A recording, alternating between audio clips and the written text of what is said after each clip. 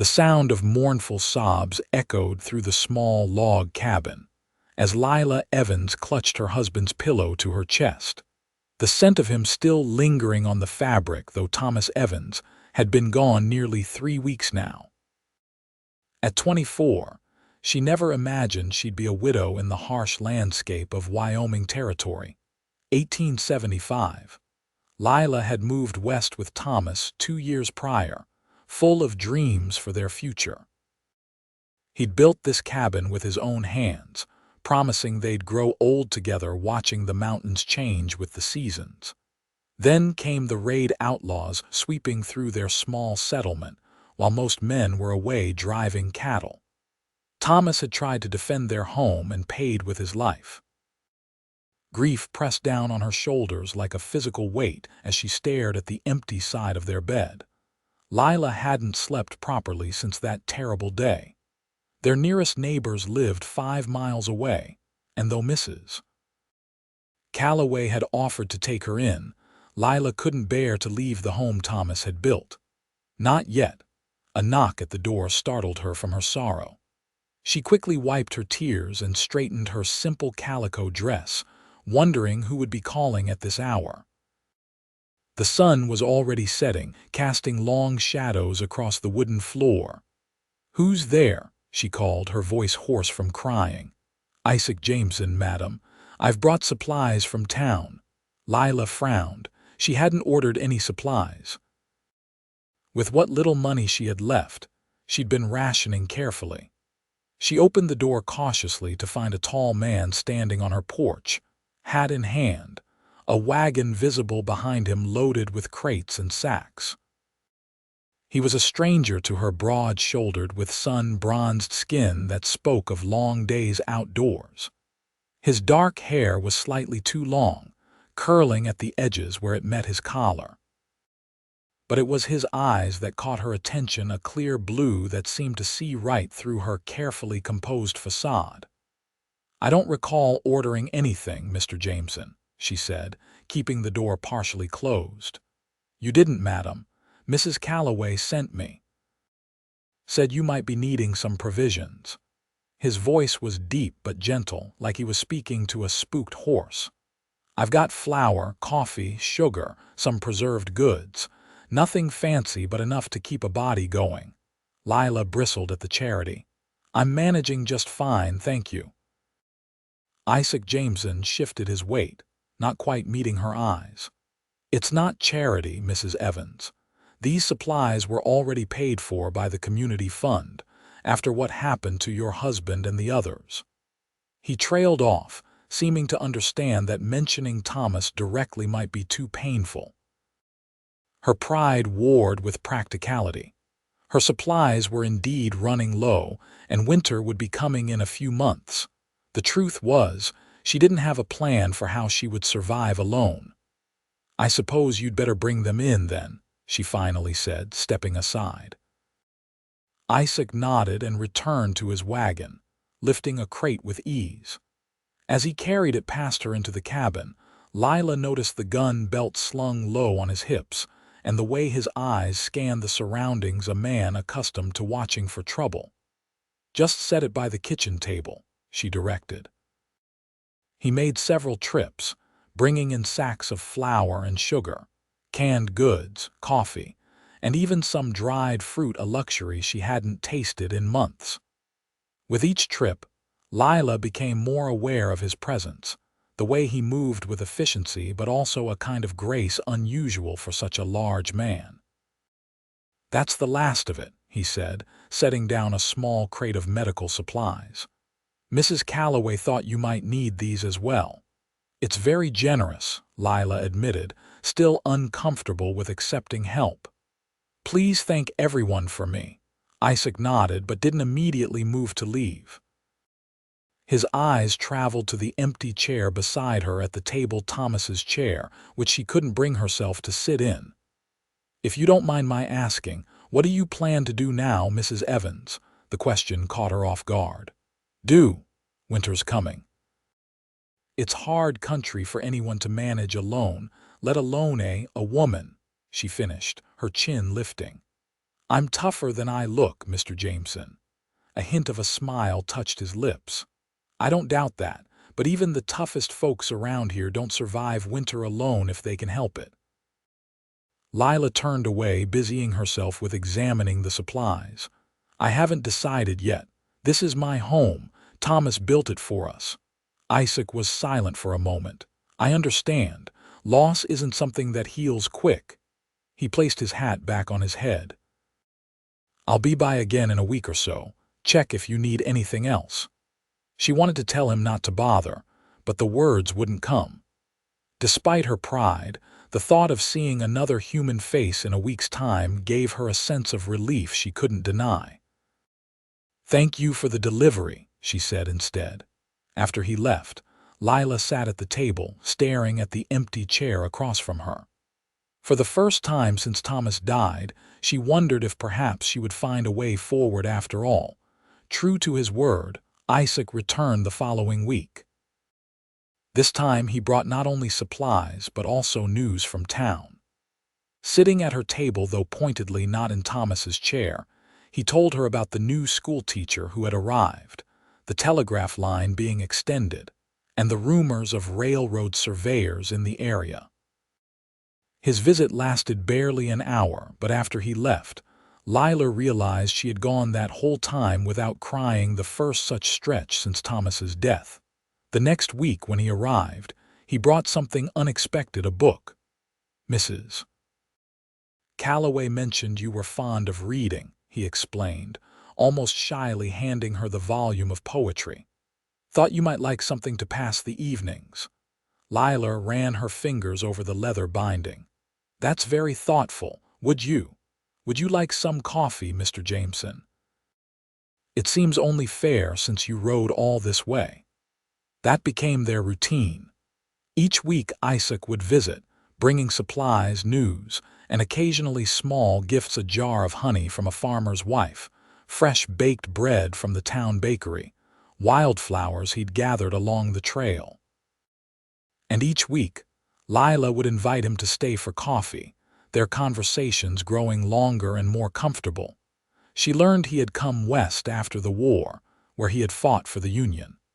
He worked as a ranch hand for the Circle J, but also helped the sheriff when extra guns were needed. He had no family back east anymore. His parents had died of fever while he was fighting, and his only brother had fallen at Antietam. In turn, she shared stories of her life before coming west, growing up in Pennsylvania, meeting Thomas at a church social. Their dreams of building a life together where land was still plentiful and possibilities endless. As autumn deepened, Lilah found herself looking forward to Isaac's visits more than she cared to admit. She began to take more care with her appearance on the days he was due to arrive, pinching color into her pale cheeks and arranging her hair more carefully. One afternoon in late October, Isaac arrived later than usual, his face grim. "What is it?" Lilah asked as soon as she opened the door. "There's been word of the Blackwell gang moving through the area," he said, following her inside. "Same bunch that hit your settlement. Sheriff's putting together a posse to track them." Lilah felt her heart constrict. The name Blackwell had haunted her nightmares for months. Jedediah Blackwell was the outlaw who had shot Thomas point blank when he tried to protect their home. "You're joining the posse," she guessed, noting the extra ammunition on his gun belt. Isaac nodded. "I leave at first light tomorrow. Might be gone a couple weeks." The thought of not seeing him for so long created a hollow feeling in her chest that surprised her with its intensity. "Be careful," she said softly. "Always am." He hesitated, then reached into his pocket. "I brought you something." He handed her a small object wrapped in a handkerchief. Lilah unwrapped it to find a beautifully carved wooden whistle on a leather cord. "It's loud enough to be heard for nearly a mile," Isaac explained. "If there's trouble while I'm gone, use it. The Calloways will hear it and they know to come running if they do." She was touched by his concern. "Thank you." "And there's this," he added, reaching into his saddlebag to produce a revolver. "It's a Remington .36, smaller than most, good for a lady's hand." Lilah stared at the weapon. "I don't know how to use it. I can show you. It's simple enough."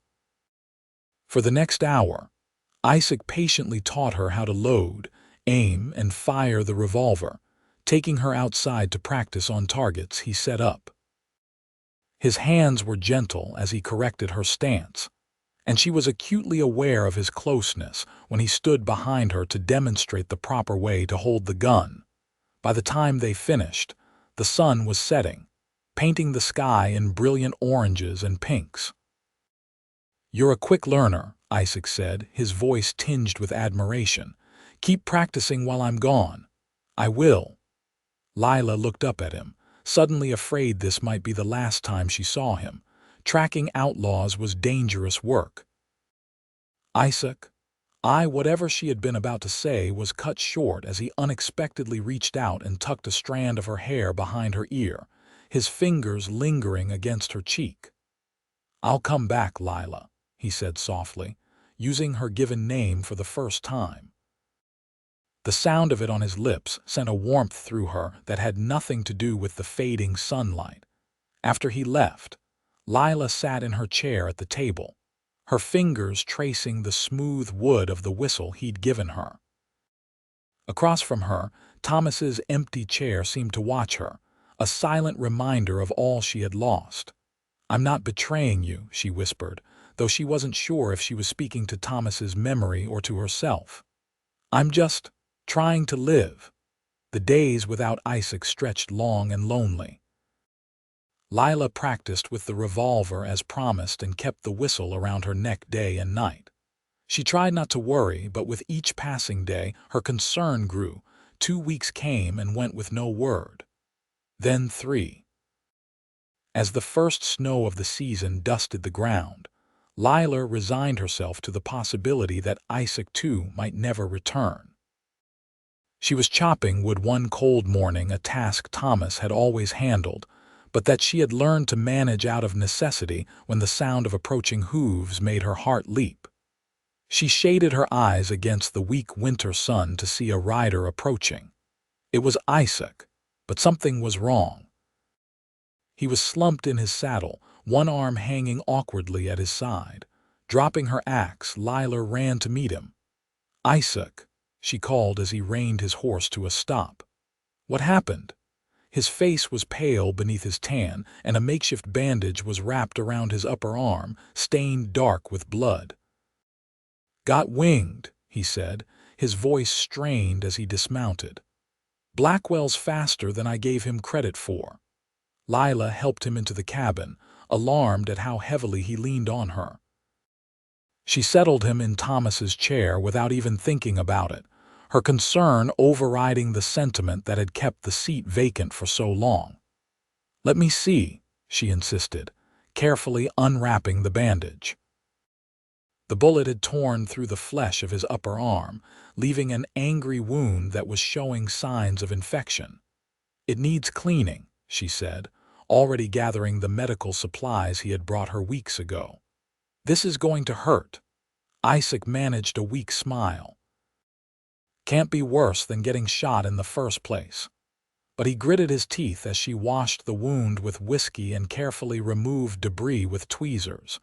His skin burned with fever under her touch. "Did you get him?" "Blackwell?" she asked, partly to distract him from the pain. Isaac shook his head. "He got away. Again. But we tracked the gang to their hideout, caught 2 of his men.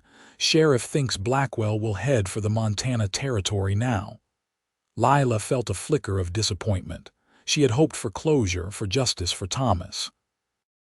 But looking at Isaac's pale face, she realized she was simply grateful he had returned at all.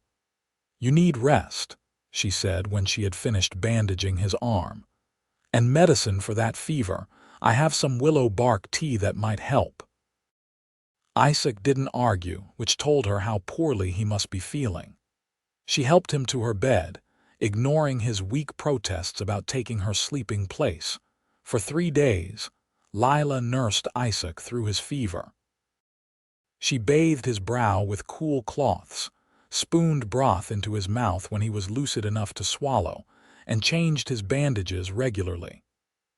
At night, she slept in Thomas's chair beside the bed, waking at the slightest sound from her patient. On the fourth morning, she woke to find Isaac watching her, his blue eyes clear for the first time since his arrival. "You've been taking care of me," he said, his voice rough. Lilah poured him a cup of water. "You would have done the same. How long was I out? 3 days. Your fever broke last night." He struggled to sit up and she moved to help him, plumping pillows behind his back. "I should go. I've imposed on you enough." "Don't be ridiculous," Lilah said firmly. "You can barely sit up, let alone ride. Besides, there's another snowstorm coming. You're staying until you're well, and that's final." A smile tugged at his lips. "Yes, madam." Over the next week, as Isaac slowly regained his strength, they fell into a new routine. Lilah would help him to the table for meals, where he now regularly sat in what had been Thomas's chair. They talked for hours about books, about their lives before the war, about their hopes for the future. In the evenings, Isaac would read aloud from the poetry book he had given her, his deep voice bringing the words to life in a way that made her see them anew. Sometimes when he thought she wasn't looking, Lilah would catch him watching her with an expression that made her heart beat faster. One evening, as a blizzard raged outside, making the cabin creak and groan against the wind, Isaac set down the book and said, "Tell me about him. About Thomas." Lilah looked up from her mending, surprised. "Why do you want to know?" "Because he was important to you. Because this was his home, his chair I'm sitting in." Isaac's gaze was steady. "Because I think it might help you to talk about him." So she did. She told Isaac how Thomas had courted her, writing poems that made her laugh with their earnest awkwardness. How he had built this cabin log by log, determined to create a home worthy of his bride. How he had dreamed of filling it with children someday. "He sounds like a good man," Isaac said when she fell silent. He was. Lilah wiped a tear from her cheek, but found that talking about Thomas brought a bittersweet comfort rather than the raw pain it once had. "He would have liked you, I think." Isaac looked into the fire for a long moment. "I hope so." As winter deepened, it became clear that Isaac wouldn't be able to return to his job at the Circle J until spring. The ranch owner sent word via a passing rider that Isaac's position would be held for him, along with his wages for the work he'd already done. "You don't have to stay here," Lilah told him one morning as they shared breakfast. "The Callaways would take you in until the trail's clear." Isaac looked up from his coffee. "Do you want me to go?" The question hung between them, heavy with implication. Lilah knew the proper answer, what a respectable widow should say, but the thought of returning to her solitary existence made her heart ache. "No," she admitted softly. "I don't want you to go." Something shifted in Isaac's expression, relief perhaps, or hope.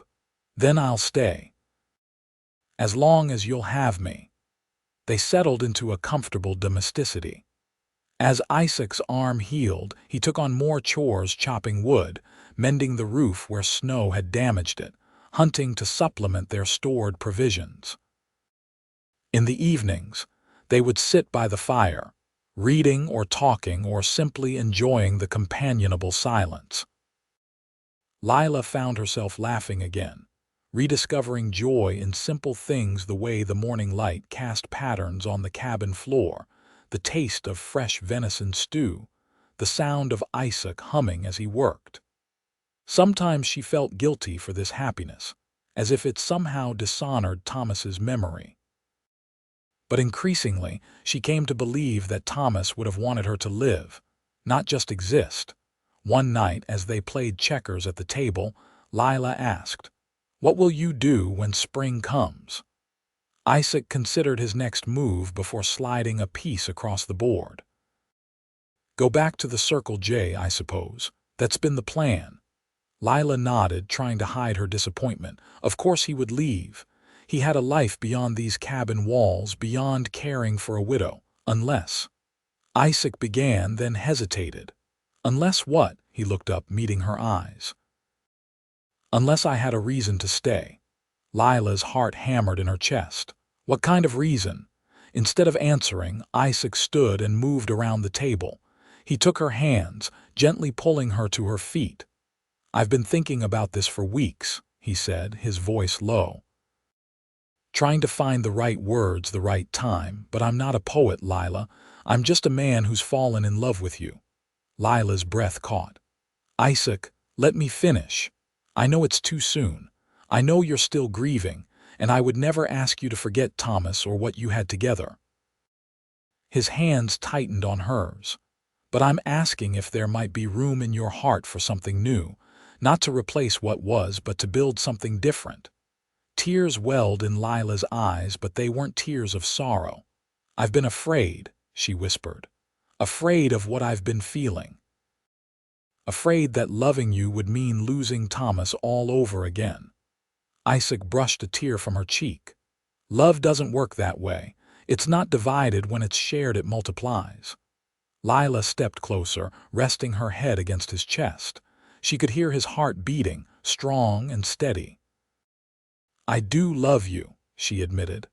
I think I have for longer than I've been willing to acknowledge.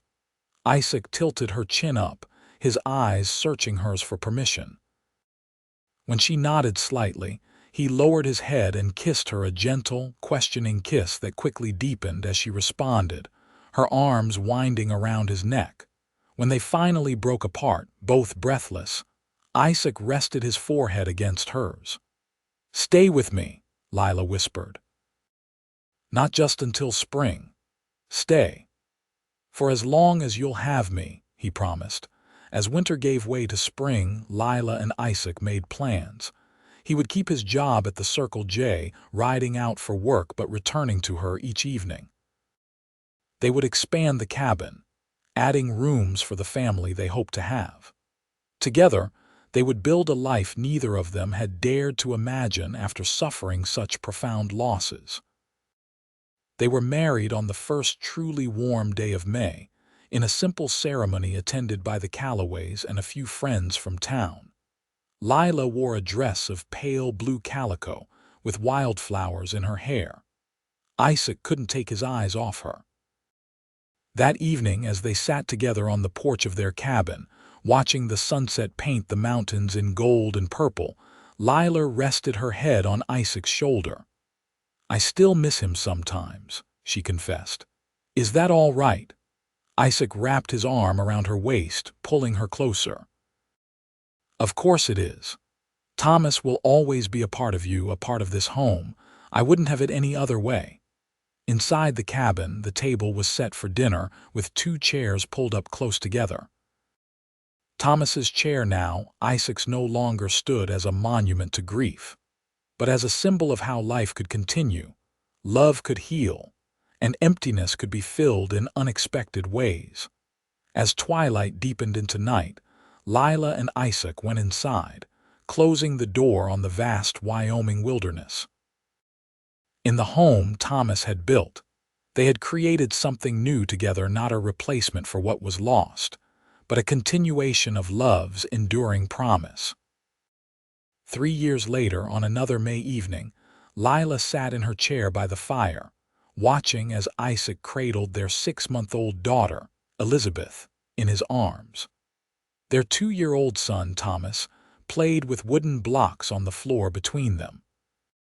She has your eyes, Isaac said, smiling down at the infant who gazed back at him with Lilah's warm brown eyes. And your stubborn nature, Lilah replied with a laugh as the baby refused the spoonful of mashed vegetables Isaac offered. Life had settled into a rhythm of contentment Lilah had once thought impossible. Isaac had been promoted to foreman at the Circle J, allowing them to add a proper bedroom for the children and a small garden plot where Lilah grew vegetables and herbs. The cabin that had once echoed with her lonely sobs now rang with children's laughter and the everyday sounds of family life.